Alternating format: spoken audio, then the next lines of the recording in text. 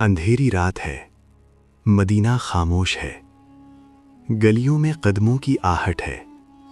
ایک بوڑھا شخص کندھے پر اناج کا تھیلا دروازہ کھٹکھٹاتا ہے۔ کوئی نہیں جانتا کہ یہ شخص دنیا کی سب سے بڑی اسلامی ریاست کا حاکم ہے۔ سوال یہ ہے، اگر روزہ صرف بھوکا رہنے کا نام نہیں تو پھر اصل روزہ کہاں سے شروع ہوتا ہے؟ یہ کہانی رمضان کے چاند سے پہلے کی ہے۔ یہ کہانی تخت و تاج سے پہلے کی ہے۔ یہ کہانی اس دل کی ہے جو اقتدار کے بعد بھی اللہ کے سامنے جھکا رہا۔ اسلام میں روزہ صرف کھانے پینے سے رکنے کا نام نہیں، یہ نفس کی تربیت ہے، یہ دل کی اصلاح ہے، یہ غرور کے خاتمے کا عمل ہے۔ اور اگر ہم تاریخ اسلام کو غور سے دیکھیں تو ہمیں ایک ایسی شخصیت ملتی ہے جس کی پوری زندگی روزے کی عملی تصویر تھی۔ وہ شخصیت جو اسلام کے پہلے خلیفہ بنے، جو نبی صلی اللہ علیہ وسلم کے سب سے قریبی ساتھی تھے، جو اقتدار میں آ کر بھی خود کو خادم کہتے رہے۔ یہ کہانی ہے حضرت ابو بکر صدیق رضی اللہ تعالیٰ عنہ کی۔ یہ کہانی ہمیں بتاتی ہے کہ روزہ رمضان سے نہیں بلکہ تقویٰ، عاجزی اور خدمت خلق سے شروع ہوتا ہے۔ مکہ، ریگستانی شہر، قریش کا مرکز۔ یہاں ایک تاجر رہتا ہے، نرم دل، سچ بولنے والا۔ لوگ اسے صدیق کہتے ہیں، سچ کی وجہ سے۔ اسلام کا آغاز ہوتا ہے، لوگ مذاق اڑاتے ہیں، تشدد ہوتا ہے، بائیکاٹ ہوتا ہے، لیکن ابو بکر رضی اللہ عنہ خاموشی سے غلاموں کو آزاد کراتے ہیں۔ حضرت بلال رضی اللہ عنہ تپتی ریت پر احد احد کہتے ہیں، اور ایک دن ابو بکر رضی اللہ عنہ اپنی جمع پونجی اللہ کے راستے میں دے دیتے ہیں۔ یہ روزہ ہے، بھوک کا نہیں، مال کی محبت کا۔ قرآن ہمیں بتاتا ہے، تم نیکی کو نہیں پا سکتے جب تک وہ چیز خرچ نہ کرو جسے تم محبوب رکھتے ہو۔ سورۃ آل عمران۔ ابو بکر رضی اللہ عنہ اس آیت کی عملی تفسیر بن جاتے ہیں۔ رات کا سناٹا، مکہ خطرے میں ہے، قتل کا منصوبہ بن چکا ہے، ہر قبیلہ ایک قاتل۔ لیکن نبی صلی اللہ علیہ وسلم اللہ کے حکم سے ہجرت کا فیصلہ کرتے ہیں، اور ساتھ کون ہے؟ ابو بکر۔ غار ثور، 3 دن، بھوک، پیاس، خوف، سانپ کا ڈسنا، لیکن آواز نہیں نکلتی کہ کہیں نبی صلی اللہ علیہ وسلم جاگ نہ جائیں۔ یہ روزہ ہے، آرام کا نہیں، اپنی ذات کا۔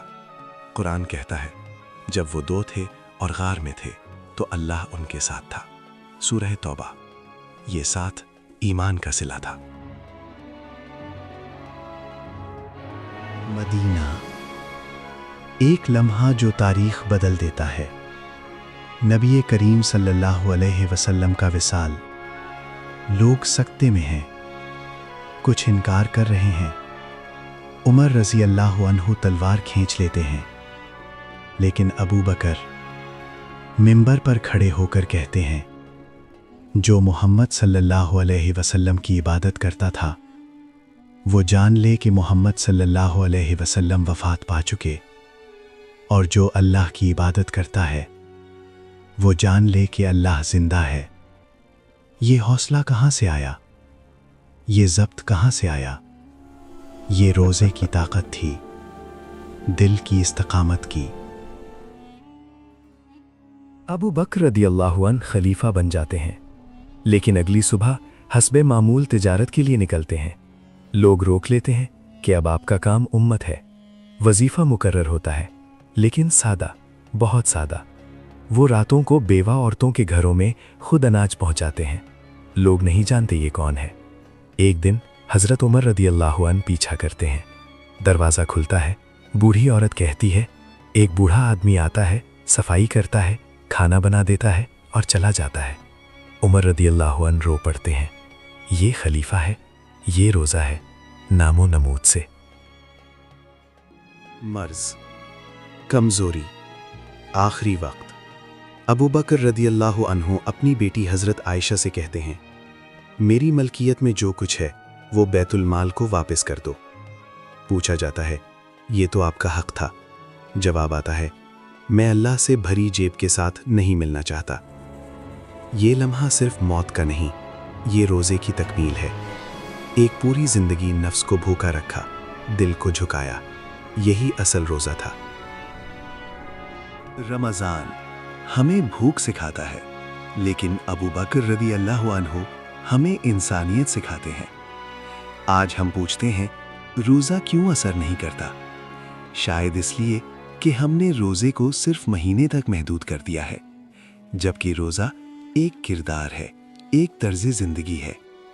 अगर इक़्तिदार मिले तो आजिज़ी, अगर दौलत मिले तो सखावत, अगर ताकत मिले तो खिदमत।